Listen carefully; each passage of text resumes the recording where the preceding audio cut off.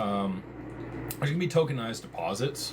So they'll be able to take your dollars that you deposit in the bank, buy treasuries with that, and you'll have a tokenized representation of that value, which is a tokenized deposit, and they will be able to pay you a yield on that. The stablecoin yield, so this was the alternative, the two options that the banks had when they originally proposed the Genius Act. At least this is how it was stated to me by somebody that was dealing with all that. They gave the banks an ultimatum. They said, look, you guys either have to pass the yield on these stable coins to your patrons, the people that are using them in your ecosystem.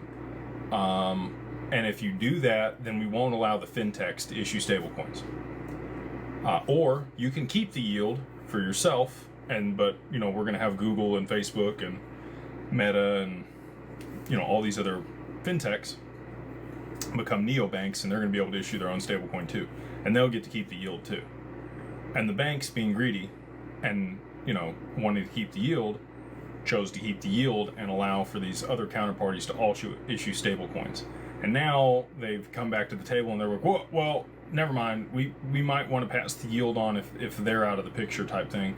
But it's too late. The bill's already been passed as the way it was. And so I think there's just a lot of back and forth to buy time here to make it look as though there's not a way for them to move forward on stable coins. When obviously there is. We've just seen Fidelity